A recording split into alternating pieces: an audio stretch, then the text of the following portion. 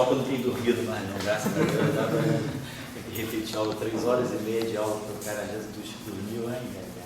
Esse ano não precisa repetir nenhuma. Vamos lá. Bom, pessoal, então começando exatamente de onde a gente fechou na aula passada, né? Nós tínhamos já trabalhado, né, com certo detalhe, as equações de Weyl, né, para o neutrino, setor left, para o antineutrino, setor right. Nossa. E vimos na aula passada que a gente conseguia reunir essas duas informações se nós fizéssemos essa junção. Nós juntássemos o setor left com o setor right, agora num espaço quadridimensional dos espirões. Isso aqui significa que, na verdade, esse psi está pertencendo, né, a um espaço que é a soma direta do setor left. Isso aqui é o conceito, né, na álgebra linear de soma direta. A gente coloca um espaço junto com o outro e os dois espaços, né, não têm interferência, são espaços ortogonais. E aí a gente viu que, com essa definição aqui, só ver que a gente consegue englobar uma equação só através. E aqui a gente coloca essa matriz como nós definimos lá, né? Esse gama zero é zero, identidade zero. São submatrizes, né? 2 por 2 aqui então zero, e H cortado DDT vezes a identidade. E H cortado DDT vezes a identidade zero. E aqui a gente vai ter mais zero, aí aqui a matriz vendo sigma, menos I, H cortado C, sigma I. Bem, eu estou adotando essa notação, né? FBI, né? Estou chamando isso aqui de componente refletivo. Não ficar escrevendo lá, vou ficar só de onde está, então isso aqui é a nossa notação. E aí aqui, devido a essa matriz ser sigma, né? Então aqui vai ficar I, H cortado C, sigma I, DI, zero. E então tudo isso aqui atuando, né, em si, que é o left, que igual a zero, então a gente consegue, né, ver que esse operador aqui atua aqui, reproduzindo essa equação, né, e o operador aqui de baixo atua em si, né, reproduzindo essa equação. Então, aparentemente é meio inócuo, né, é uma questão de escrever, uma questão de formular, de juntar, mas tem uma consequência que nós vimos na aula passada. Nós vimos que esse conjunto de matrizes, né, satisfazem essa álgebra de Clifford e Clifford. E a nossa experiência precedente com as álgebras de Clifford é que as álgebras de Clifford estão indicando a existência de uma métrica. Então isso significa, né, que para nós, através dos espinores de Weyl, left e right, a gente percebeu que eles são, na verdade, duas manifestações de um único objeto mais amplo e que está num espaço também mais amplo do que a gente está percebendo. Olhando a equação de Weyl, a gente está percebendo o tempo e 3 coordenadas espaciais. Aqui a gente consegue ver que a junção dos dois espinores de Weyl, elas indicam para nós a existência de uma álgebra de Clifford e, por sua vez, né, indicam para nós a existência de uma métrica, de uma matriz métrica, 4-dimensional, que diferencia entre, né, e estabelece, distingue entre coordenadas temporais e coordenadas espaciais. Então, a gente praticamente descobre o espaço de Minkowski, chega ao espaço de Minkowski através dos espinores. Coisa diferente, né, que a gente chega na relatividade pelas equações de Maxwell. Aqui a gente está fazendo um procedimento diferente, a gente está chegando na relatividade pelos férmions. E aí, claro, depois eu vou mostrar para vocês como é que, tendo o espaço de Minkowski, a gente chega nas equações de Maxwell. Então, as equações de Maxwell para nós vão ser algo que nós vamos derivar do espaço de Minkowski e não absorver as equações de Maxwell como sendo equações fenomenológicas e a partir daí chegar à relatividade como sendo a invariância, né, um grupo de covariância das equações de Maxwell. Fazer esse exercício contrário. Nós estamos chegando ao espaço de Minkowski através dos espinores, a existência dessa matéria espinorial, ela reflete, ela revela para nós a existência de um espaço mais amplo e o espaço da física newtoniana, né? O espaço euclidiano. O espaço é as transformações de Galileu. E aí a gente chega a esse espaço Minkowski e a gente agora vai começar a poder tirar uma opção de coisa daí.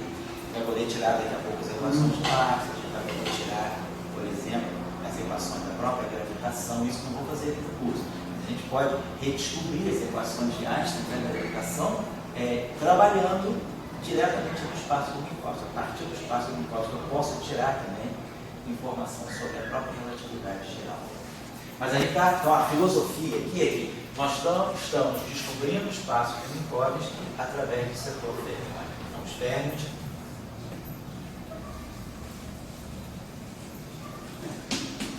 left e right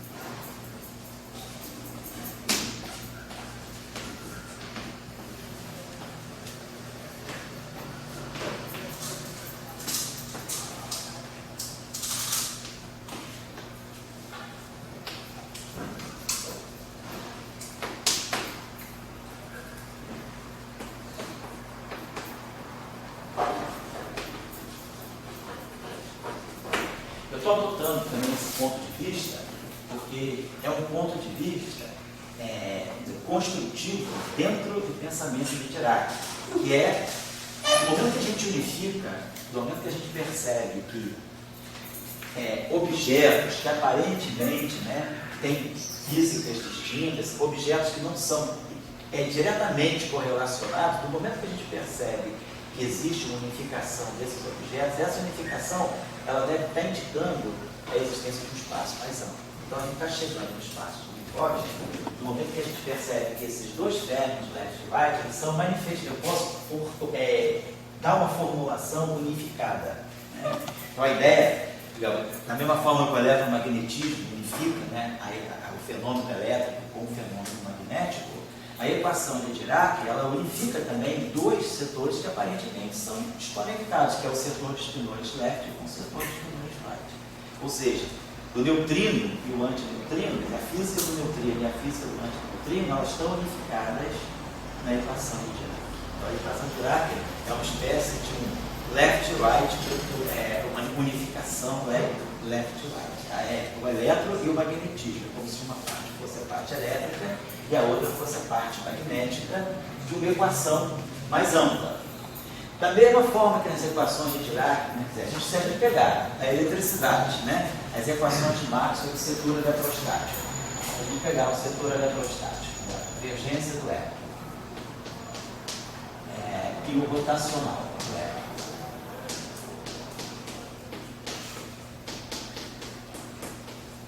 Setor eletrostático. Depois a gente pegar o setor magnetostático, então a gente não está vendo nenhuma unificação. A gente tem simplesmente o mesmo problema que a gente tem aqui.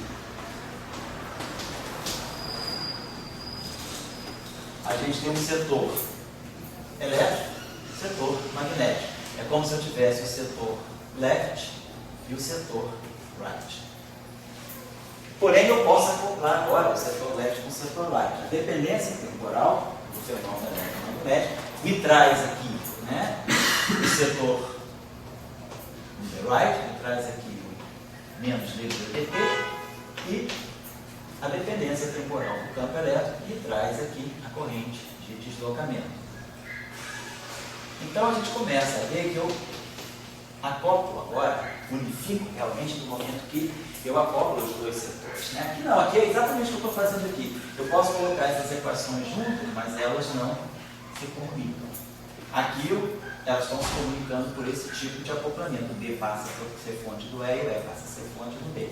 Então nós estamos aqui nessa situação exatamente no caso, como se fosse o caso, ao análogo do caso eletrostático. Agora, qual é o setor, qual é o objeto que vai fazer a unificação, vamos dizer, o melhor nome de completar esse programa de unificação acoplando os dois setores e dando uma unificação não trivial.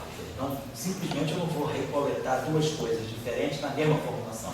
Agora, uma vai interferir com a outra. Então, esse é aqui o nosso próximo passo. A observação que a gente fez na aula passada é que, se nós pegarmos qualquer matriz dentre essas gama mi aqui, nós pegar uma matriz gama mi qualquer. Esse mi pode ser zero, pode ser tempo, pode ser as coordenadas espaciais. E atuar no nosso spinor psi. Então, o papel da matriz, as matrizes gama mi, né? Qualquer que seja ela, elas têm essa estrutura aqui, né? Aqui é zero, aqui é zero. Aqui é uma matriz que eu posso chamar, sei lá, de sigma barrado mi. E aqui é uma matriz que eu vou chamar de sigma, né, onde o sigma barrado e o sigma barrado zero seria a identidade, o sigma zero é a identidade, é a mesma para os dois, né? Só que o sigma barrado espacial vão ser os menos sigma i e os sigma espaciais vão ser os sigma. Então a diferença está na parte espacial. Então eu posso chamar adotar essa notação, né? Como se fosse o sigma barrado i zero, identidade, e aqui menos as matrizes de Paulo. E o sigma mi, eu vou botar essa notação, a identidade, e aqui mais as matrizes de Paulo. José, Oi. posso fazer uma pergunta do que aconteceu? Eu queria montar aquela comparação que fez das equações de Max com o setor Lecter. A pergunta que eu tenho é a seguinte: eu vejo que você parte do grupo de Lorentz. Então, o grupo de Lorentz te dá naturalmente o setor Lecter-Reich. Então tá, para um instantinho só. Não é o que eu fiz aqui. Tá? Num curso em que eu faço, né, grupo de Lorentz primeiro, nós estudamos o grupo de Lorentz, as representações irredutíveis do grupo de Lorentz, aí pronto, setor Lecter, setor Reich. Aqui eu não estou fazendo isso, aqui nós estamos fazendo o trabalho inverso. Nós estamos descobrindo o grupo de Lorentz através dos espinores. Existe alguma coisa, existe algum objeto físico, que são os neutrinos e antineutrinos. Na descrição destas vias equações de Weyl, eu começo a descobrir que eles são a representação de alguma coisa, de um espaço-tempo mais amplo do que o espaço-tempo euclidiano que nós conhecemos. Então nós vamos chegar depois ao grupo de Lorentz. Então nós descobrimos que essa física ela está revelando a existência de um espaço, né? Uma métrica diferente da métrica euclidiana. Não é uma métrica quadridimensional toda mais, tem uma separação entre mais e menos.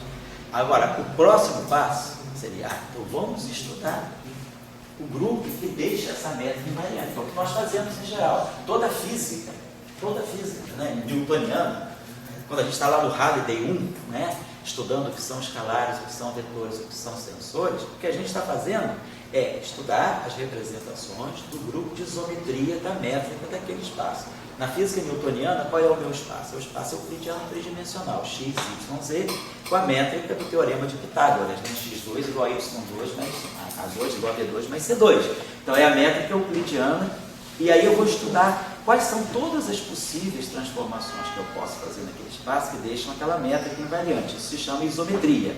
E aí a física, ela se organiza em torno das representações do grupo de isometria. Então, o escalar é uma representação, o vetor é outra representação, o tensor é outra representação, o espinor é outra representação. Então, dado um espaço, a primeira coisa que eu vou procurar são as isometrias daquele espaço. E aí as representações daquele grupo de isometria vão corresponder às estruturas físicas que eu posso descrever, espinores, escalares, vetores, tensores e assim vai. Então, esse é o exercício usual. Então, aqui nós estamos descobrindo que a física do neutrino e do antineutrino, elas nos revelam um novo espaço, mas nós não estudamos ainda quem são as isometrias desse espaço. Aí, quando eu estudar as isometrias desse espaço, eu vou chegar no grupo de Lorentz. Aí nós vamos tirar tudo. Então, do ponto de vista assim, da nossa concepção de didática desse curso, nós estamos seguindo um pouco, né, a estrada de Dirac, que é descobrir o espaço, chegar a introduzir um novo espaço em física através de algum fenômeno que parece, de um grupo de fenômenos que parecem desconectados, mas que na verdade estão ligados. E aí, quando eu unifico vejo que esses dois fenômenos, esses três fenômenos são facetas de um fenômeno único, isso fatalmente me leva à descoberta de um novo espaço. Essa que é a lógica aqui da nossa construção, certo? Mas, então, volta à minha pergunta assim. A minha pergunta é a questão, o que você está falando é colocar a invariância da luz como origem. Isso. Então, a invariância da luz... Nós vamos descobrir que a base de tudo é vai ser do projeto Hermini, está indicando a invariância da luz. Agora, vamos admitir que a gente esteja em 1888, não? Então, você da invariância da luz, você estaria descobrindo o lado left e right. Isso. E da invariância da luz estaria descobrindo o campo elétrico e magnético. Da invariância da luz. Daí o campo elétrico e magnético, você sabe que um induz no outro. Uma lei fundamental. Daí, quando você vê o estado left e o right, você vê também que, em certo sentido, um induz o outro, né? Porque as equações não são dissociadas. Aí que eu queria que você fizesse uma comparação. Mas aqui elas estão. Hein? Aqui elas estão. Eu não tenho nenhum DDT de nada entrando na outra equação. Aqui as equações estão completas. Aqui o problema é meramente estético. É colocar dois problemas bidimensionais sob a forma de um problema quadridimensional. Eu não achei o DB-DT nem o DE-DT. Eu não achei nem não achei nem o fenômeno de Faraday-Lenz, nem Ampère-Maxwell. Está faltando nem a corrente de deslocamento. Está faltando isso para mim. Então, a pergunta é, o que vai fazer o papel desses termos na equação do Euclides do Antivolta? Agora nós estamos chegando lá.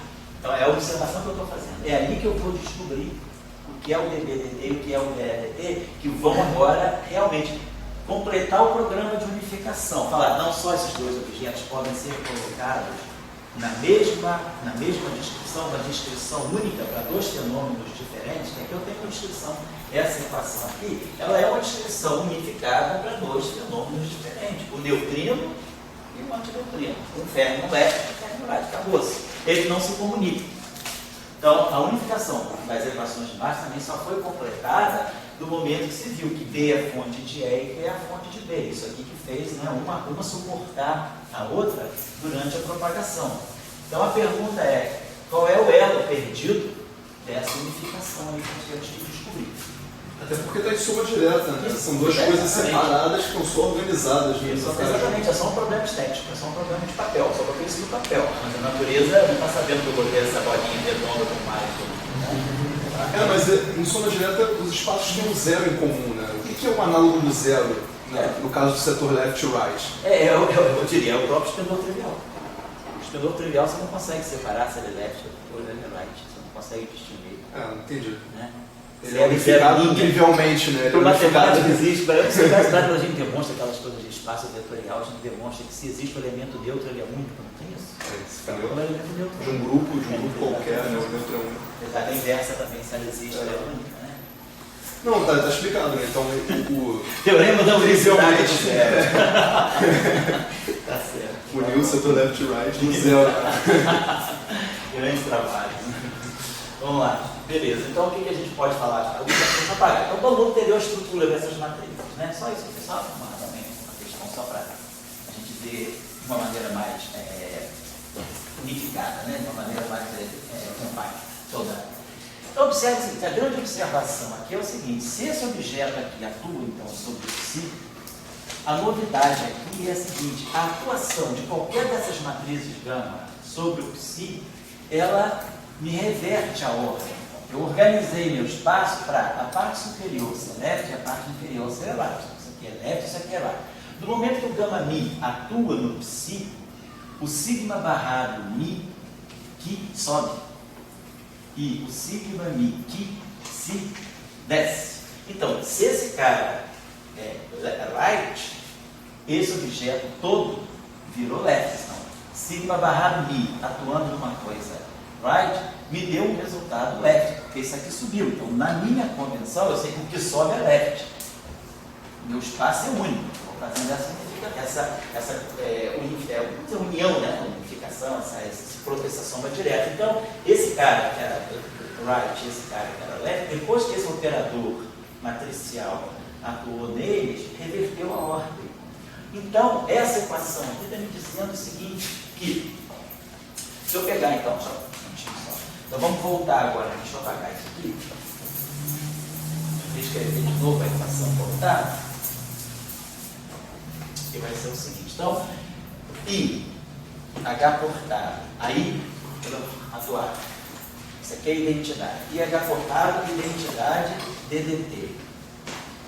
Menos I, H cortado, C, sigma I, DI. Sigma escalar, vou colocar assim. Então, gradiente, né? A primeira equação que sai, ela sai atuando no Q, que é a parte inferior, igual a zero. O conteúdo dessa equação são essas duas equações. E a equação superior, né, como a gente já tinha visto, né, ela é IH cortado, D, mais IH cortado, C, sigma, escalar gradiente, Psi igual a zero. Então, se nós observarmos bem, essa identidade, quer dizer, isso que está aqui, ó, é o gama mi, na verdade, né? Atuando aqui. Então, essa equação, esse objeto aqui, sozinho, ele é right. Mas esse objeto todo, do momento que ele atuou aqui, são as matrizes gama, que aqui tem uma identidade implícita. São as matrizes gama atuando aqui. Então, apesar desse objeto aqui sozinho ser right, essa equação ela está toda no setor left. E apesar desse objeto aqui ser left, ao atuar esse operador sobre o Psi, que é left, eu vou para o espaço right. É exatamente o que está escrito aqui. Aquela equação do Psi me faz o Psi descer, e a equação do Ki me faz o Ki subir. Então, essa equação está no setor left, e essa equação está no setor right.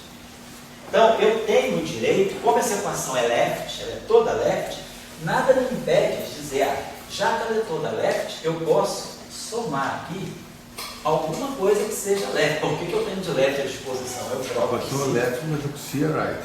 É isso. Esse Ki é right. Mas quando esse operador atua no Ki, esse todo aqui, esse operador em cima do Ki fez isso aqui se tornar left. Então você torna uma coisa que é right, você transforma ela em left no momento que os gamas atuarem sobre ele. O gama 0 está atuando e o gama I está atuando. É que tem identidade. A identidade, isso aqui é como se fosse o sigma 0, sigma barrado 0. Isso aqui é como se fosse o sigma 0. Tá? Então, quer dizer, na verdade, se você quiser, a gente pode até escrever essa equação aqui, deixa eu antes de falar isso.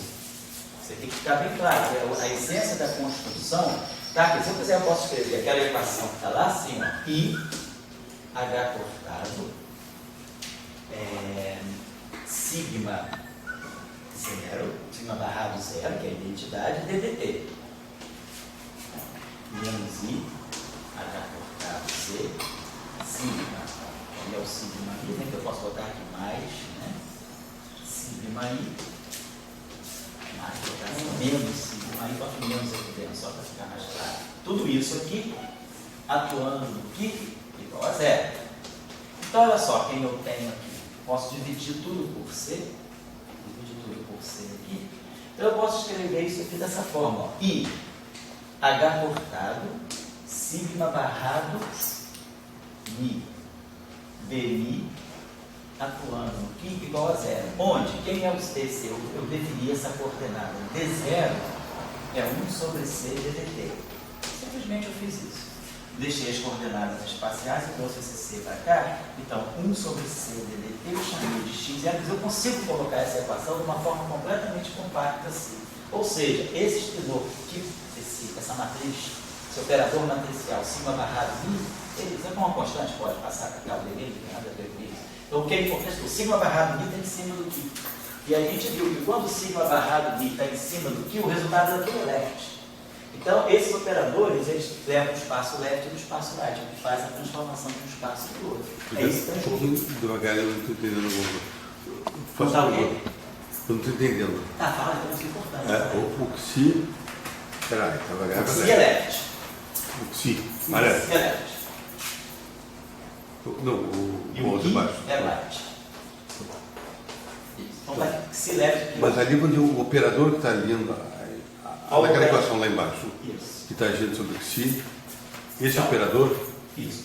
O Isso operador é left. Isso aqui é right, perdão, isso aqui é right. Mas no final do dia... Mas esse operador aí é left ou right? Não, esse operador não é left e right. Ele leva o setor left, o setor right no setor left. Ele é um operador que faz vamos dizer, uma projeção de um espaço. Não de uma projeção, ele faz uma aplicação de um espaço no outro. Ele é um operador que ele é uma função, né?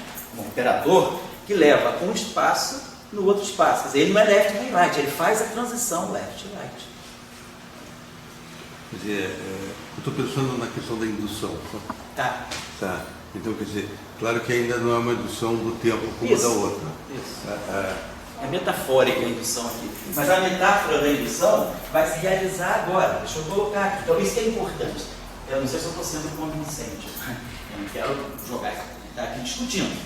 Para alguém não está claro que aqueles operadores fazem a transição de espaços, eu levei uma coisa right, uma coisa left. Aqui é a própria organização que eu fiz. No momento que eu convencionei que isso é left, que isso é right, essas matrizes atuando aqui, se esse cara subiu, tudo bem que esse cara é right, mas ele agora, quando esse objeto transformou ele subiu, então ele virou left. Não temos assim o que questionar sobre essa questão da própria organização, da linha junção dos dois espaços left e right, a minha soma direta. Então, o que está acontecendo aqui, esse operador todo, aqui eu peguei essa equação reescrevi desse modo. Aqui. Boto menos sigma i aqui. E aí divido por 100. Então, se eu criar essa coordenada, né? x0 é o CT. E o xi, né, tá aqui. Então, eu posso, essa equação ganha uma forma bem unificada, que é i h cortado, sigma barrado mi, vermonte mi, que igual a zero. Ou seja, eu posso até botar assim, se quiser, mi, sigma barrado mi. O que é importante aqui, ó, esse objeto aqui é right, mas esse objeto aqui ficou left. Então, essa equação é uma equação, apesar do objeto que ser right, a equação de propagação dele está no setor left. É essa que é a diferença. Por causa disso. Esse operador, eu vou ele lá para cima. Então, está me dizendo que esse operador aqui, ele faz a unificação dos dois espaços. E aí, como essa grandeza aqui, então eu sei que do ponto de vista do meu espaço-tempo, né, essa grandeza aqui é right, mas essa grandeza aqui é left, então nada me impede de jogar aqui, sei lá, uma constante, que eu posso chamar aqui de alfa, e o meu extensor, e o objeto left, esse objeto left. Professor, o senhor sumou uma coisa de um lado e manteve o zero do outro. Calma, vou lá ainda. Não, calma. Então isso aqui é igual a zero. Então eu estou dizendo o seguinte, essa equação aqui é left. Então a pergunta é, já que eu tenho um outro objeto left à minha disposição, será que eu não poderia jogar, vou dar o objeto left nessa equação? Isso aqui é left, tudo isso aqui é left, mais um objeto left. Só que a gente tem que ver em física, a gente tem uma questão dimensional. Se isso aqui tem dimensão de energia, ó, IH cortado ddt é uma energia, IH cortado gradiente é um momento, mas um momento vezes C dá dimensão de energia também, PC é energia. Então eu posso colocar aqui um parâmetro, sei lá, que eu vou chamar de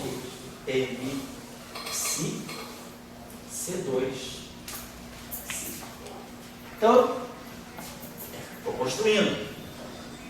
Eu posso unificar, eu tenho dois sistemas. Por que eu coloco aqui um outro left qualquer? Eu poderia colocar um outro left qualquer, mas já que eu estou com os dois objetos que eu tenho à disposição, os dois objetos que eu tenho à disposição são o que e o si, eu posso dizer, bom, na equação do que, do ponto de vista tensorial, eu não estou somando.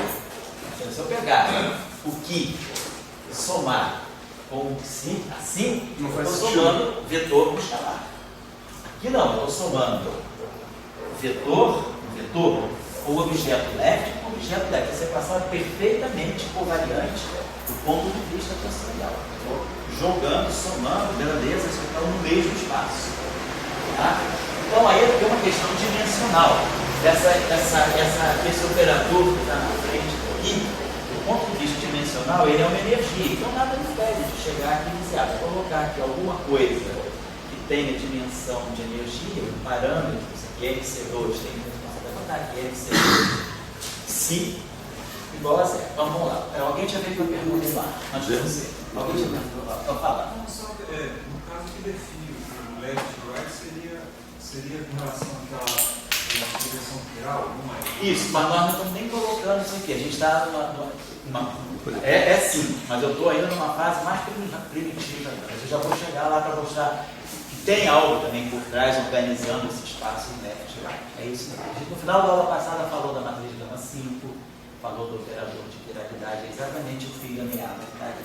Mas mesmo que eu não falasse sobre isso, a gente já tem assim, a argumentação para sustentar essa observação de que esse operador, ele coloca tudo de cabeça para baixo. Quem é right, vira left, e quem é left, vira right. É isso que eu estou querendo dizer. Então, essa equação, vamos embora, o ponto fundamental é essa. Eu tenho aqui um operador que está atuando numa coisa right, então isso aqui é right, mas esse resultado aqui é left. Então, eu posso somar aqui alguma coisa que é left. Bom, professor, Fala.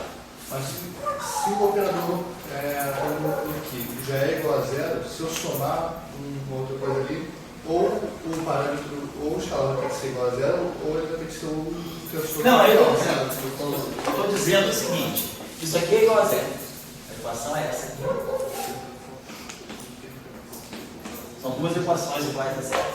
Agora, o que eu estou dizendo é, essa equação está no setor left. Então, eu teria como acoplar alguma, eu tenho como jogar, eu poderia chegar aqui de zero. Então, isso aqui eu posso dizer que tudo isso aqui é um MC2 psi.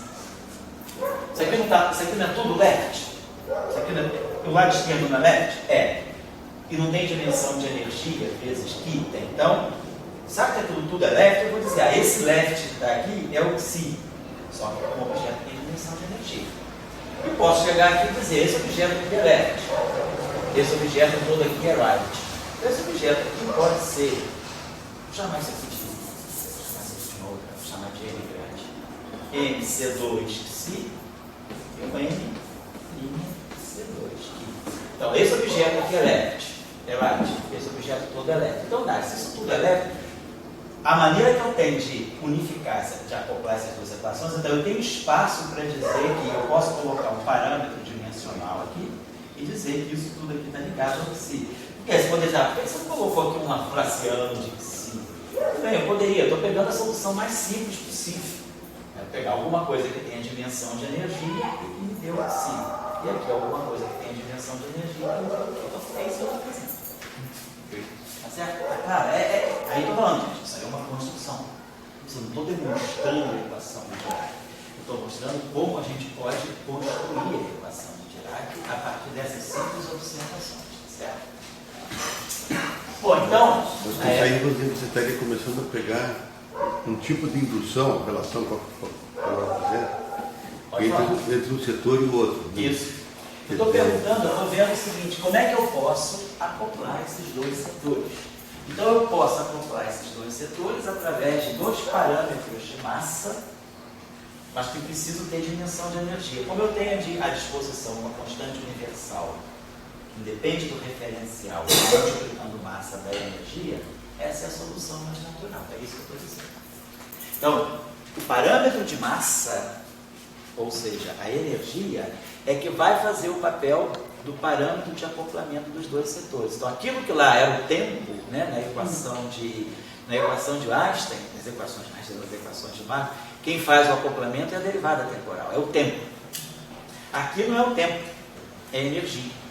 Mas a gente sabe que na mecânica quântica, tempo e energia são grandezas complementares. O tempo está do lado da energia e o momento está do lado do espaço.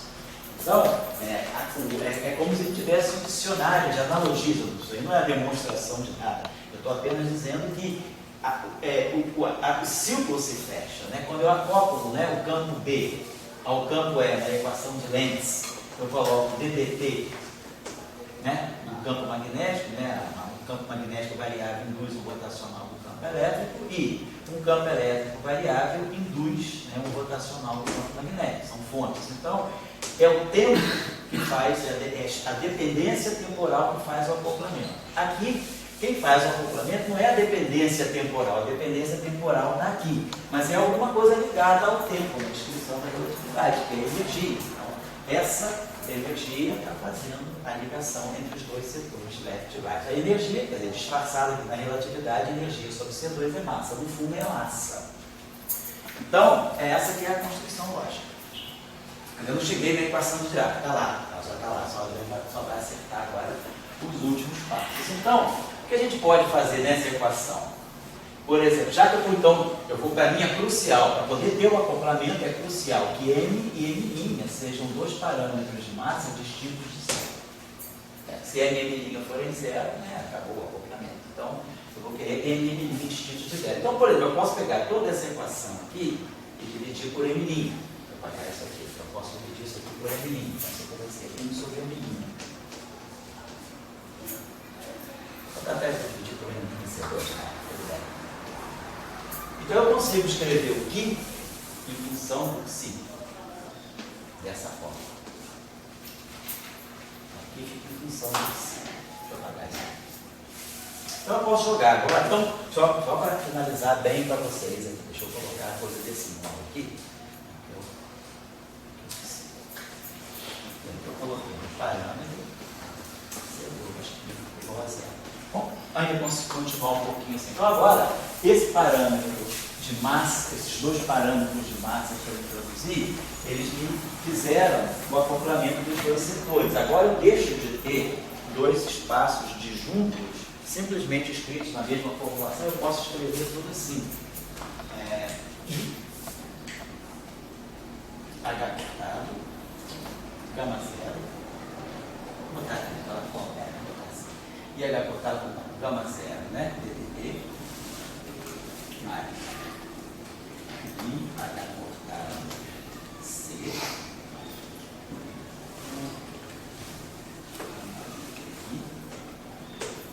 e aí agora menos, vou colocar aqui, vou chamar isso aqui de MC2, vou colocar esse M aqui, round aqui assim, MC2, tudo isso, psi igual a zero. Tá. Então, eu sei quem é o gama zero, sei quem é o gama I, e então sei que o MC2 é uma matriz diagonal. Essa matriz M é uma matriz diagonal. Né? Ela tem M aqui, 0, 0, M'. Certo? Essa matriz aqui é diagonal. E aí sai, né? Eu vou botar, quando eu fizer esse espaço aqui, isso tudo aqui vai estar atuando, né? Se aqui. Então esse setor aqui, me pega aquilo aqui, né? Menos o M. Tá? Essas matrizes aqui são off-diagonal, elas puxam, tá lá embaixo, levantam, e essa matriz aqui é diagonal. Aquilo que estava lá embaixo subiu e juntou com isso aqui é só por aí. Álgebrazinha de matriz. Então essa matriz aqui é diagonal. Isso eu estou querendo colocar para vocês. Então eu consegui colocar essa equação dessa forma, só que agora, né, os dois setores, é essa matriz aqui, M, então é quem acopla o left com o right. A matriz é a massa que acopla, certo? Depois nós vamos discutir na física de neutrinos, essa é uma coisa muito importante, porque se o neutrino é uma partícula de Dirac neutra, esse mecanismo de massa. Mas se o neutrino, vamos aprender depois o que é um férmio de Majorana, como é que fica a equação de Majorana a partir da equação de Dirac, aí a gente vai ver que há uma possibilidade do neutrino não ser um férmio de Dirac, ser um férmio de Majorana.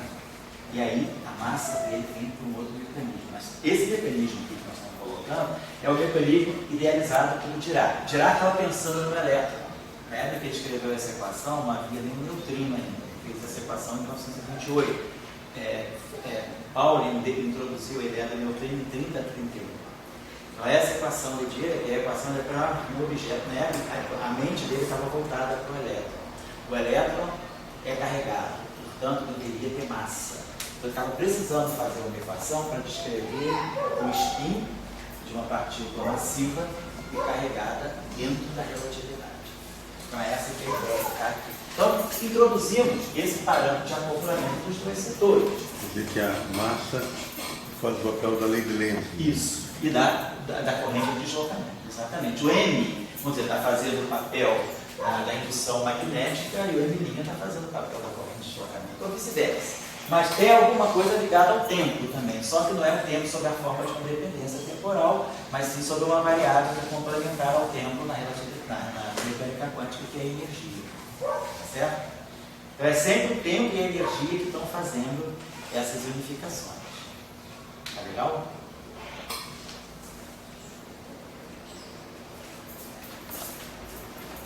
Bom, então agora vamos caminhar. Então a gente conseguiu unificar tudo dessa forma. Vamos agora fazer um exercíciozinho antes disso.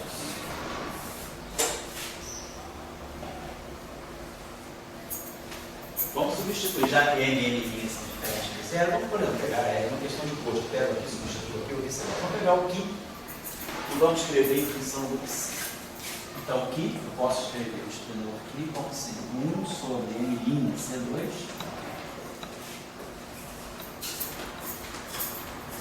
E aí esse operador I é aportado pelo T.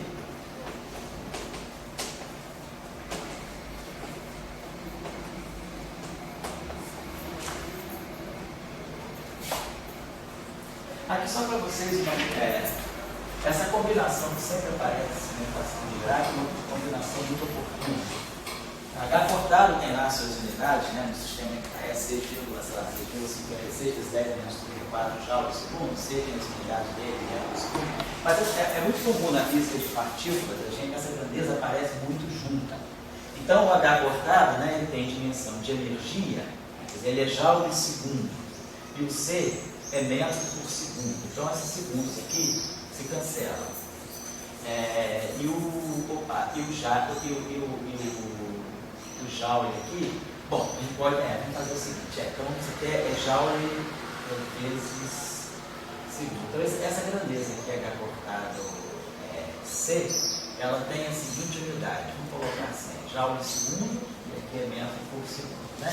Então esse segundo aqui se cancela, então ela tem dimensão, na verdade, de energia vezes distância. Então essa grandeza H cortado C, ela vale aproximadamente 197. Em vez de trabalhar com joule, vamos trabalhar com essa unidade de energia, né? Em vez de trabalhar com metro, vamos trabalhar com a unidade de energia, que é o ferro, com a unidade de comprimento, que é o ferro. Lembrando que, né, 1 elétron-volt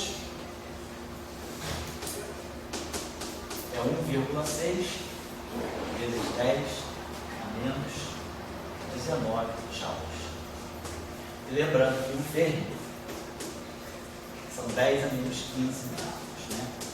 Por que essa unidade é muito boa? Por que trabalhar com essa unidade aqui é muito boa? Porque lá no final do curso eu vou ensinar para vocês o sistema de unidades naturais. A gente faz H cortado igual a 1, faz C igual a 1, faz a constante de Boltzmann igual a 1, tudo vira 1. E aí a gente tem que ter controle das unidades. E aí tudo fica expresso em função de energia. Então, se a gente pegar uma distância, a distância vai estar expressa em energia menos 1. Se eu pegar o tempo vai estar expresso em energia menos 1. Se eu pegar um campo elétrico, ele tem dimensão de energia ao quadrado. Se eu pegar um campo magnético, tem dimensão de energia ao quadrado. Se eu pegar uma força, né? Força é quilograma, metro por segundo ao quadrado. Então, nesse sistema de unidades naturais, comprimento e tempo tem a mesma unidade. Então, sobra aqui. 1 sobre segundo vira energia e massa. Então, uma força tem unidade de energia ao quadrado. Então, vamos aprender depois o sistema de unidades naturais, que é o sistema mais interessante que tem que se lidar com física microscópica, que é H cortado. A gente faz H cortado igual a 1, C igual a 1, mas a gente não perde o controle de nenhuma unidade. Fica tudo certinho. No final, a gente faz todos os cálculos sem H cortado C. Você ganha a resposta mais louca possível, aí você calcula uma força da energia ao quadrado. Aí você coloca o H cortado e C e restitui a dimensão de Newton. Vamos aprender a fazer isso. É um sistema de unidade muito útil. Então essa grandeza aqui é muito, ela firma uma ordem de grandeza para nós. Ela está me relacionando que 197 médios estão associados a um ferro. Um ferro é a dimensão típica do núcleo atômico. O núcleo atômico tem dimensão na faixa de 10 a menos 30. Então, a energia que está associada à dimensão espacial do núcleo atômico é uma energia de cerca de 200 médios. Quem coordena o núcleo atômico? Quem coordena o núcleo atômico são as forças nucleares fortes. que é QCD. Então, essa energia aqui é aproximadamente a escala típica da QCD. Então, é muito útil a gente trabalhar com essas unidades assim, que a gente começa a perceber aonde é que estão as escalas das diferentes físicas, né? A eletrodinâmica quântica, por exemplo, tem a massa do elétron. A característica típica da eletrodinâmica quântica é 0,5 MeV, que é a massa de repouso do elétron. Então, essa é a escala típica da mecânica quântica. Se eu botar 197 MeV, eu estou praticamente 200 ordens de grandeza, certo? 400 acima, né? Então, 400, com um fator de 400, eu chego na escala da QCD. Então, é sempre útil, às vezes, não trabalhar com H cortado, C tudo separado. Essas junções de H cortado com C tem unidade, tem esse valor bem definidos, né? Da mesma forma, por exemplo, que a gente sabe que se eu pegar a carga do elétron ao quadrado, é 2 sobre 4π epsilon 0, H cortado C. Quando a gente estuda lá o átomo de hidrogênio, aí aparece exatamente essa grandeza, é 2 sobre 4π H cortado, essa combinação aparece. Se eu juntar todos esses objetos, todas essas unidades, isso aqui dá um número adimensional, que é a nossa chamada constante de estrutura fina, que é 1 sobre 137, aproximadamente. Então é muito bom a gente saber as combinações desses objetos, né? Porque a gente, em vez de ficar substituindo faz aquela conta cheia de unidades, cheia de casa decimal, a gente sabe que essas constantes fundamentais, elas se combinam em grandezas que a gente usa sempre essas grandezas como padrão. H cortado C é uma típica, é 2 sobre 4π sobre H cortado C, só para vocês acostumarem com essas grandezas, assim, para não sair substituindo tudo separadamente. Professor, nessa vibe aí de dimensão, a gente está usando a massa para acoplar o setor right-left, né? Em vez de usar a massa... Tem que ter dimensão de energia. Sim. A gente poderia fazer isso usando uma unidade de carga, usar carga vezes alguma coisa que desse uma dimensão de energia para poder acoplar os dois setores? Acoplar usando carga. Você tem que acoplar usando dimensão de energia. Você pode dizer que a tua energia é carga, é campo magnético, não importa. No final do dia, o que você tem é um parâmetro de dimensão de energia. Sim, mas se a gente conseguisse acoplar de duas formas, uma por massa e outra por carga, com dimensão de energia. A gente não poderia achar uma relação intrínseca entre massa e carga? Olha só, aí eu acho que aí são palavras só, que é o seguinte. Esse objeto aqui, vamos dizer, se isso aqui é uma massa, esse objeto tem dimensão de energia. Se isso aqui é uma energia, nada me impede de dizer que isso aqui, por exemplo, é 2 sobre 4 epsilon 0, de uma unidade de distância disso aqui, sabe, tem dimensão de energia na eletrostática. Então, se isso aqui é massa e energia, isso aqui, está me dizendo que eu tenho um parâmetro indefinido. Ou eu uso D, ou eu uso M. Ou eu uso a carga. Mas aí indefinido é a distância, não é? Seria a distância. Esse aqui é um parâmetro completamente que eu não sei o que é. E esse aqui é um parâmetro também que eu não sei o que é. Essa carga aqui, quer dizer, eu posso sempre reabsorver constantes dentro de um parâmetro desconhecido. É uma mera redefinição de parâmetro. Não está falando física nenhuma com isso. Entendi. Tá claro? Você introduziu um parâmetro que você pode absorver o que você quiser dentro dele. Eu só vou botar física aí. Se você botou carga, eu só vou botar física, se você botar um campo elétrico, um campo magnético. Mas se você não bota campo elétrico nem magnético, bota uma carga, essa carga simplesmente é um mero parâmetro inocente, inócuo. Tá certo? Tá claro para você? Claro. É importante isso aí, porque às vezes a gente não tem, desde o início, né, quando a gente está aprendendo a modelar, às vezes a gente acha que coloca um parâmetro, mas em física, sobretudo em física fundamental, teoria de campos, é super enganadora. Você pode, às vezes, ter uma teoria com muitos parâmetros, você consegue reabsorver parâmetros nos campos, no fundo você consegue às vezes resolver, você pensa, eu tenho tantos parâmetros, não, você tem um parâmetro. Na teoria da Electrofrágil isso é muito claro. Quando você gera a massa dos quartos, por exemplo, você gera uma matriz, o 3, uma matriz unitária 3-dimensional. Uma matriz unitária 3-dimensional tem 9 parâmetros. Você fala, puxa, então estão aparecendo 9 parâmetros. Aí você mostra que desses 9 parâmetros, 3 são ângulos de rotação e 6 são fases. 5 fases são absorvidas nos campos. No final do dia, sobra de tudo um para contar a história, que é o parâmetro de violação. Então, quando vocês colocarem muitos parâmetros na teoria, também fizerem um modelinho de vocês com muitos parâmetros, tem que ver se esses parâmetros não são superabundantes, porque muitas vezes você pode reabsorver um parâmetro que você pensa que é livre, que está à sua disposição, na redefinição de alguma grandeza do seu problema. Tá? Então, Você pode sair assim, jogando parâmetro à vontade, mas depois você tem que ter o consenso de saber qual parâmetro realmente é eficaz, que fica até o final para te contar a história. É relevante. Ou, é relevante, a palavra é essa. Ou aquele parâmetro que você pode absorver aqui, absorver ali, redefinir. Então aqui, o que eu tenho em jogo, cara, você poderia dizer, o que eu tenho em jogo aqui é uma energia. É isso? Energia e massa desses setores. Só isso. Porque aí eu tenho que pensar, o que eu quero construir também? Eu quero construir uma teoria para o elétron. Essa que foi a Dirac fez isso. A equação Dirac é uma teoria quântica e relativística para o spin do elétron e para a massa do elétron. Então, se eu quero construir uma teoria para a massa, o que está me faltando na equação de Weyl, nas equações de Weyl unificadas, é justamente o parâmetro de massa. O que eu tenho aqui é energia e momento. Mas isso aqui não é propriedade de uma partícula massiva só. A partícula sem massa tem energia e tem momento, obviamente. Eu preciso introduzir aí alguma coisa que lá no final da cadeia vai descrever a massa do elétron.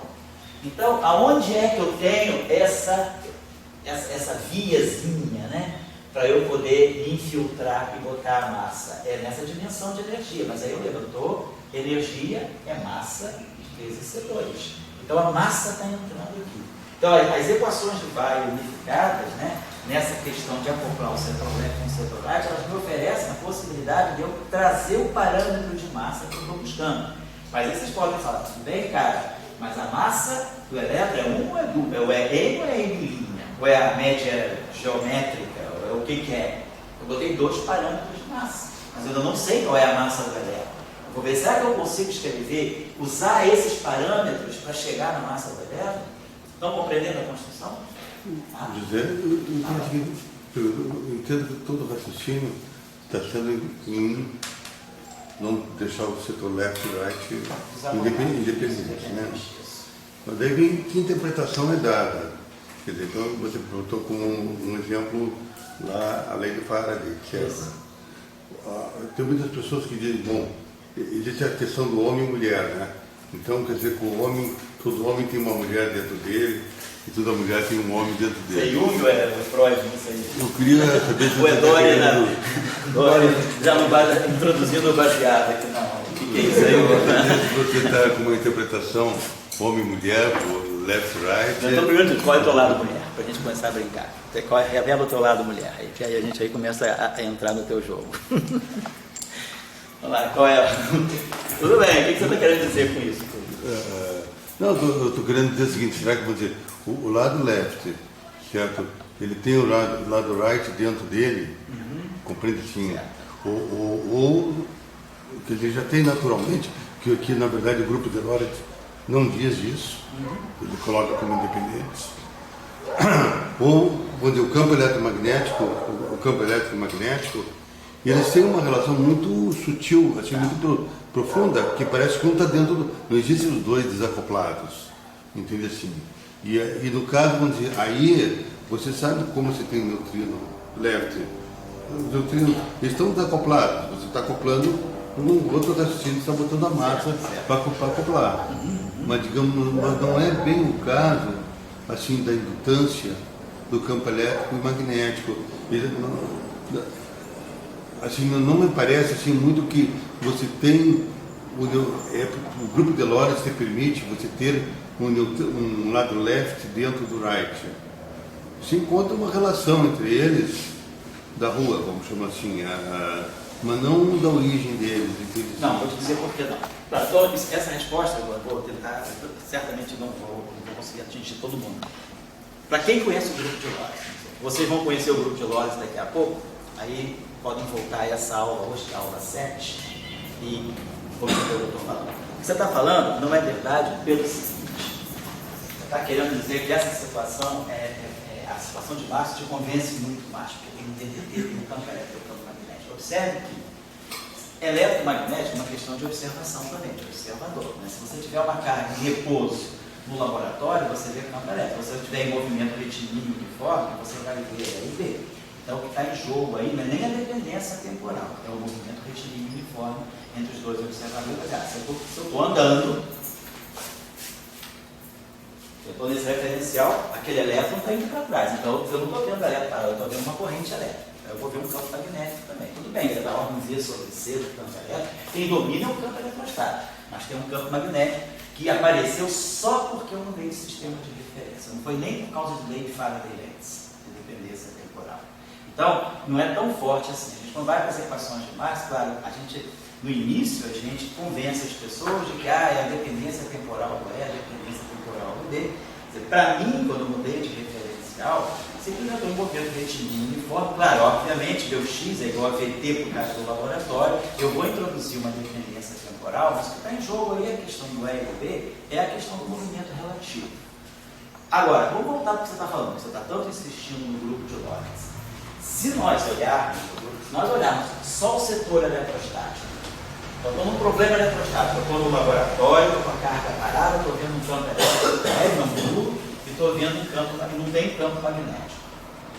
O campo magnético meu é zero, eu estou trabalhando com uma carga e repouso no laboratório. Então, esse objeto aqui no grupo de Lorentz, ele está na representação em zero. A representação é 0 mais 0. Então, ele está dentro dessa representação. Campo magnético, aí se eu vou para o problema em que eu não tenho mais carga parada, eu tenho uma corrente estacionária no laboratório, eu vou ver campo elétrico zero, estou no problema magnetostático, estou vendo campo magnético. Esse campo magnético está aqui, esse campo elétrico está aqui, por exemplo.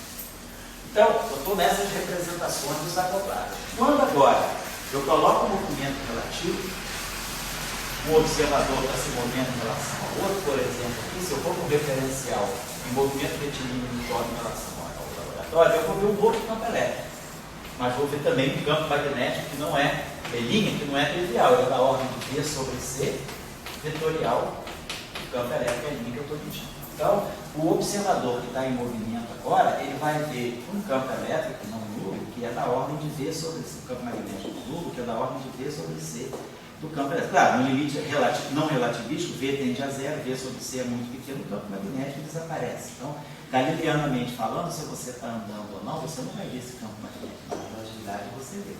Então, o que está ligando os dois setores não é só a dependência temporal, né? É o movimento relativo. Está em jogo, é o movimento relativo. Então, o grupo de Lorentz, ele vai tratar justamente disso, né? Daquilo que você pode misturar por uma transformação de sistema de referência.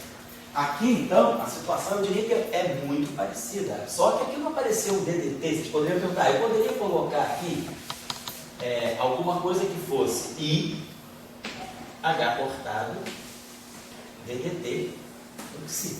Então, isso aqui tem dimensão de energia? Tem. Então, eu botei uma energia aqui, vezes XI. Então, isso aqui é uma energia, então, fiz o mesmo trabalho, fiz.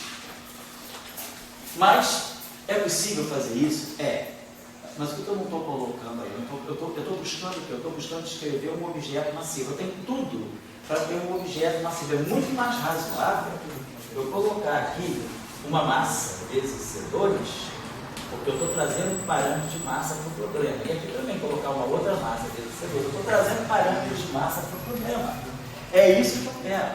Então, é uma questão de escolha tua. Você pode não querer fazer isso. Então, exercício, tarefa. Cada um vai agora exercer sua criatividade e colocar ali o que quiser. Então, tu coloca alguma coisa que tem a dimensão de energia e vê o que dá. Então, o meu problema é massa. Eu vou colocar aqui a massa. Então, quem acopla, quem faz o papel do agente que liga, né? Quem faz o papel do agente que é o Faraday-Lenz, que é a corrente de deslocamento aqui, é um parâmetro de massa, só isso. O parâmetro, se você introduz, então, o que eu estou querendo dizer é que se nós quisermos descrever um férmio massivo, não dá para descrever um férmio massivo só com o setor lácteo. Massivo e carregado. O ponto que você coloca é o seguinte, independente dessa palavra, o grupo de Lorentz, Tá. é a questão de building block. Building block. Isso, building block. Quer dizer, então esse tal grupo de Lorentz, ele traz building blocks para você fazer suas partículazinhas. Então, o Psi, o Ki e o Psi, eles são dois diferentes building blocks. Mas tudo bem, são duas diferentes, tem duas equações diferentes. Daí a massa, ela entra justamente aglutinando esses building blocks. Então é só isso. Então, assim, querendo dizer, ela entra. Aí tem essa questão você colocou bem aqui, da derivada do tempo, se poderia ter ou a massa. Como seguir o caminho da massa? Então, mas daí começa a ter fazer uma pergunta ou outra, que é justamente fazer a massa aí aparece muito mais, vamos dizer, mais dizendo coisas do que a massa que vem do Higgs. Que aí você pegou dois building blocks, foram formar e para construir uma coisa junto, eles fizeram uma casinha de massa, vamos dizer, botaram uma massa. Então você dá uma origem para a massa. A massa é uma coisa que me pareceu tentando juntar as duas coisas. Me parece, só falar, é uma outra discussão. Enquanto o Higgs é uma coisa que não tem um significado como isso. Sabe assim, o Higgs aparece lá naquelas coisas, mas aí tem um significado. A massa, olha, o que é massa? A massa para mim é uma coisa que une o left com o right. Entendeu? E eu preciso unir o left e o right para criar um elétron, criar partículas, sei lá quem for. E aí me parece massa. É mais primitivo esse raciocínio, é um raciocínio mais primitivo. Agora, talvez não seja o caso da gente, é o contexto, vamos dizer, falar agora. Vocês podem ser que não entendam tudo exatamente agora. Até que ponto esse momento é o momento de você pensar no bóson de Higgs? E é nesse momento que o Dirac pensou. E a questão ficou no ar, é a década de 60, ele levou praticamente 30 e poucos anos, essa questão levou 30 e poucos anos para ser realmente compreendida. Porque a questão é, você está construindo, a gente está aqui fazendo o papel de vamos dizer, de um model builder, a gente está tentando construir um modelo. Se vocês forem olhar no livro, não é assim que se introduz a equação de Dirac. Pode pegar qualquer livro que vocês quiserem, não é assim. Você bota um monte de matriz, faz um monte de operação e chega na equação de Dirac. Nós estamos colocando a coisa passo a passo. Nós estamos pensando assim, nós estamos nos rascunhos do professor Dirac em 1927 em Quênia. Nós estamos pensando na cozinha com Dirac. Então, é assim que a equação de Dirac nasceu. O resto é coisa de atravessador de livro, que escreve livro em quinta aproximação, que aprendeu com quem aprendeu, acaba saindo do que está no livro. Estou contando a história para vocês porque eu tive a oportunidade de falar. Essa pessoa teve a oportunidade de dizer como é que ela pensou. Por acaso, estive na cozinha, não quando a Maria Braga, graças a Deus, mas com um pão Dirac. Então, na cozinha com o Dirac, você está entendendo assim, eu quero fazer um prato. A comunidade está esperando, eu prometi que eu vou fazer um prato. Qual é o prato? É a descrição do elétron relativístico massivo carregado. Então, eu tenho que ter compromisso com um parâmetro de massa. Aqui é o momento. O que eu quero fazer? Eu quero fazer uma pizza ou eu quero fazer um estrogonofe, né? Você tem que saber, eu posso fazer a pizza ou o estrogonofe, vai depender do que eu vou colocar aqui. Então eu escolhi, eu quero escrever uma partícula massiva. Eu estou num momento de decisão da minha vida. O que eu faço nesse momento? O que eu coloco aí? Então eu coloco uma coisa, vai ver para onde você vai. Coloca outra coisa, você vai ver para onde você vai. Então o nosso problema é mais fundamental. Nosso compromisso é gerar massa na equação de Dirac. Tudo bem? Aí você pode dizer, eu gero a massa colocando a massa. Eu tiro do bolso N ou M'. Então isso não está muito de acordo com uma física fundamental. Porque você imagina, tudo bem, é possível? É errado? Absolutamente não. Foi assim que Dirac fez, ele ganhou o prêmio Nobel até por isso. Mas você quer pensar, mas será que a origem da massa é do meu bolso? Ou será que tem uma física mais fundamental? Será que existe algum mecanismo fundamental, bem mais microscópico, que faça com que, em algum momento, por algum fenômeno, alguma dinâmica mais intrínseca à matéria, apareça aqui uma massa? Então, na época, se cogitou, mas na época só se conhecia, não se conhecia nem o nêutron ainda, só se conhecia o elétron, o próton e o fóton. Era tudo que o Dirac tinha na mão em 1957. Você jamais estava pensando em bóson de Higgs. Mas se pensou, será que tem alguma física mais fundamental que está por trás da origem da massa? Você já sabe, a massa está ligada com a gravitação. Será que tem algum fenômeno gravitacional mais fundamental que possa, mais retrazer a massa aqui, mas nessa época a única relatividade, a única gravitação que você conhecia era a gravitação de Einstein. Você não tinha ainda nenhuma ideia de uma gravitação quântica. Então, o que Dirac pensou é, vou colocar a massa aí para resolver o meu problema. Mas a pergunta fica, será que essa massa pode ser originada por algum mecanismo? O Salam, que ter trabalhado com ele, recebeu essa herança dessa dúvida. Tanto é que a tese de doutorado do Salam em 50 e 51 foi tentar entender ao máximo as propriedades de um escalar. Mas esse problema não saiu como um problema acadêmico. Esse problema tinha uma razão de ser, porque se estava cogitando desde a década de 30 que o campo escalar pudesse vir a ter um papel muito importante na descrição das partículas fermiônicas.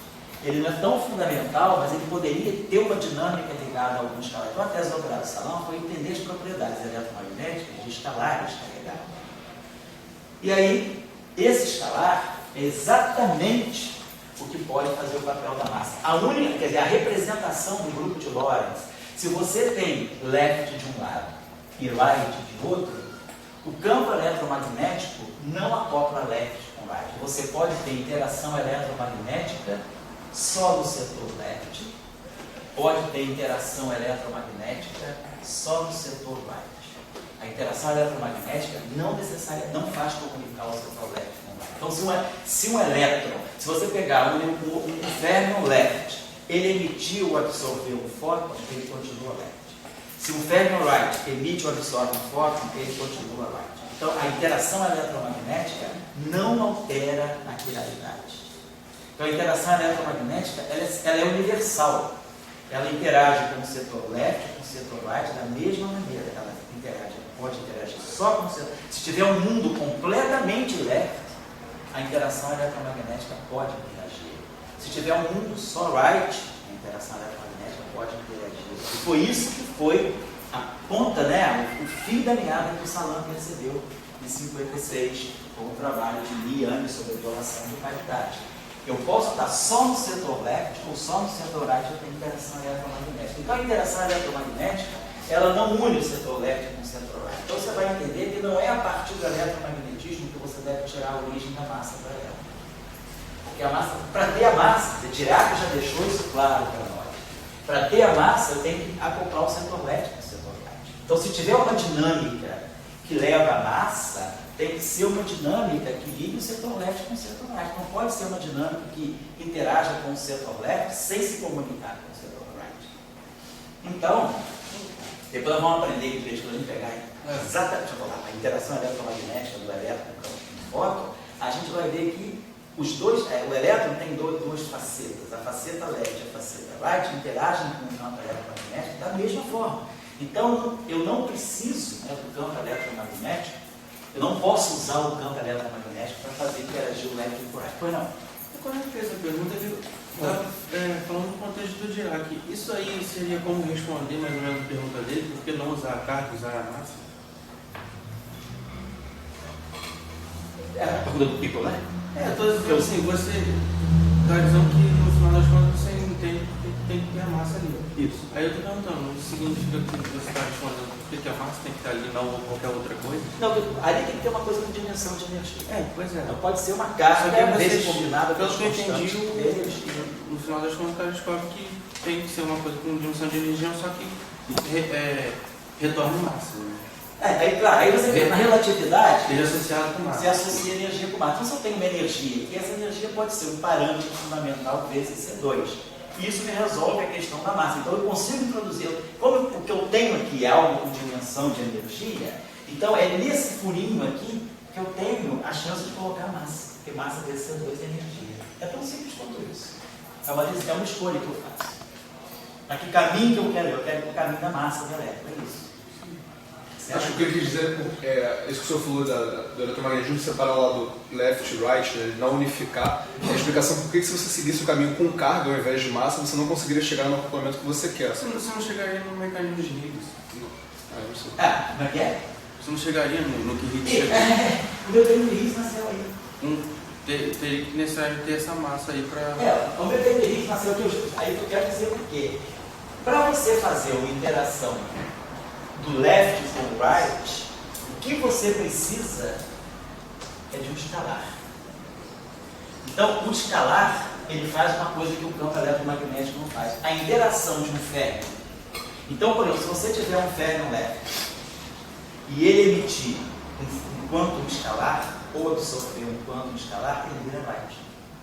Então, a emissão ou absorção de um escalar, um quantum escalar, faz um férmio leve virar right. A emissão e absorção de um fóton, não.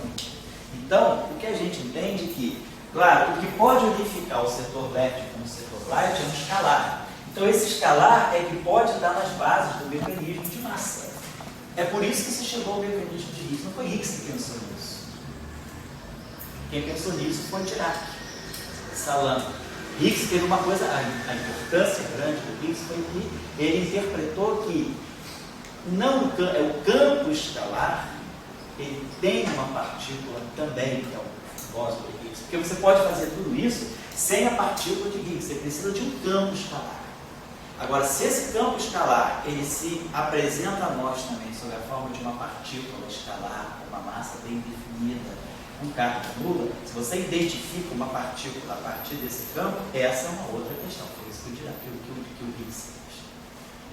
Então, a ideia de você ter o mecanismo de precisar de um escalar e esse escalar virar essa massa que está aqui, essa ideia é a ideia que o Salam já tinha no início da década de 50, como herança do trabalho que ele fez sobre a coordenação do Dirac. Não foi o Dirac que orientou o doutorado dele, mas foi um pós-doc do Dirac, lá, o Paul Matthews. O Paul Matthews estava nessas questões, eram as questões do grupo. Então, tá claro a questão. Tá? Então, a gente está diante de uma construção de um modelo. Então, eu tenho uma linha, tenho várias decisões, assim, tem uma abertura de estradas que eu posso tomar. Nós estamos tomando a estrada mais simples possível, que é, tem como eu enfiar a massa do elétron nesse momento, modelar isso aí para aparecer uma massa do elétron? Então, nós já tem lugar, não é a massa do elétron, mas tem parâmetros de massa. Eu tenho como introduzir parâmetros de massa. Agora a questão é, como é que esses parâmetros de massa podem, lá no final, se juntar para dizer, eu tenho um elétron massivo? É isso que nós estamos fazendo agora. Então, o primeiro passo foi esse, perceber que eu posso acoplar o setor right com o setor left, o setor left com o setor right, através das equações de Weyl, introduzindo objetos com dimensão de energia. E aí eu parto desse pressuposto, a energia sobre C2 é massa. Então eu vou colocar parâmetros de massa aí, tem lugar para colocar parâmetros de massa. A gente também pode pensar o seguinte, se fosse você que estivesse fazendo esse exercício no lugar de Dirac, você pode pensar, a massa está mais ligada, o campo eletromagnético está mais ligado à carga. Então, se eu não estou em nenhum momento introduzindo interação eletromagnética, eu estou numa partícula livre. Não tem nenhum outro campo aí. Por que eu vou colocar a carga se eu não tenho eletromagnetismo? Eu estou só preocupado com uma questão mais fundamental ainda, que é introduzir a massa. A massa é um parâmetro cinemático, né? Do ponto de vista da relatividade, né? É P2, C2, mais N2, C4. Então a massa está ligada aqui, dentro da relatividade especial, nós não temos uma fundamentação para a massa. A massa é um parâmetro cinemático, ela está nessa relação. Na mecânica newtoniana, a massa está aqui, P2 sobre 2N. Então a massa é um parâmetro cinemático. Né? Eu não tenho uma origem dinâmica para a massa nesse caso. Claro, o mecanismo de Higgs veio para dar uma origem dinâmica para a massa. Então vamos introduzir a massa da maneira que a gente conhece até agora, a maneira cinemática. A massa, o que eu tenho aqui, como vocês viram na aula passada, é basicamente isso aqui me dava uma relação de dispersão. Com isso, sem isso aqui, a gente mostrou na aula passada que D'Alembertiano do Phi é zero e D'Alembertiano do Psi é zero. Então, tanto Π quanto Psi se propagam com a velocidade da luz. A relação de dispersão que sai daqui é 1 sobre C2, né? D2 de T2, menos Laplaciano, no que igual a zero. Passa do espaço das energias de momento, isso aqui fica ômega 2 sobre C2, mais kappa menos ômega 2 sobre C2, mais kappa 2 igual a zero. É o que sai daqui. Essa equação vista do espaço desmomenta, né? Transformado de Fourier igual a zero. Então, ali você tem que ser zero. Então, ômega é igual a kappa vezes C. Então, eu estou descrevendo uma partícula. H cortado ômega é energia, H cortado K é momento. Então, eu estou descrevendo uma partícula que tem massa de repouso zero. Agora eu vou colocar massa, é uma questão cinemática. Eu não preciso colocar o campo eletromagnético, eu não estou colocando carga, eu quero discutir a massa. Se eu colocar, eu consigo dizer, se você está colocando a massa, por que você não coloca o campo gravitacional? Dirac colocou depois, em 1935. Por enquanto, eu não sei ainda introduzir o campo gravitacional. Isso não botei. Depois Dirac, no paper de 35, ele coloca a equação dele, convecção do campo gravitacional, e ele vê a questão da constante cosmológica, mas não mudou nada na descrição da massa. Mas claro, a questão é uma questão de atitude. O que eu faço agora? Escolho o caminho mais complicado? Escolho o caminho mais simples e consistente? Né? É uma questão aí. Se a gente tiver... Ponto de vista. Olha aí. Você está para o lado esquerdo, left e right, né? Se a gente montasse, por exemplo, uma teoria de gauge entre os dois, trocando massa. Quer dizer, em vez de já botar massa direto ali, como você colocou, certo, C2, sim, você dissesse, vou primeiro fazer uma teoria de gauge e tentando ver como é que você troca a massa entre os dois. Então, será que fazer essa teoria de gauge, para trocar massa com os propagadores, etc., teria que necessariamente ter esse termo M2 psi jogando para poder, senão ficariam isolados, né? Porque a teoria de gauge é mais primitiva que a equação, né? Porque você, digamos, então a pergunta que eu teria é a seguinte: será que esse lado, essa equação que você chegou ali, você está querendo botar massa, que no fundo você está querendo comunicar o psi, o left e o right, através de uma massa? Será que isso aí não poderia vir na forma do propagador? Sei. Tem que pensar. Não é a maneira mais simples, né? Mas não significa que não se possa pensar. Acho que você pode pensar. A maneira mais simples que a gente está dando é essa, mas não, você possa ter um mecanismo mais elaborado para introduzir essa massa. O mecanismo de Higgs faz isso que você está falando. No fundo, o mecanismo de Higgs está ligando o setor left com o setor right, ele está gerando, ele está alterando a estrutura de propagadores, né, da tua teoria original sem massa. Sem dúvida, o mecanismo de Higgs faz isso que você fala, mas talvez não seja a melhor maneira. Mas é possível, você está falando, é possível. O que nós estamos procurando aqui é deixar o campo, a partícula livre, nós não estamos tentando introduzir nenhuma interação e ver se eu consigo introduzir a massa com base numa argumentação meramente cinemática.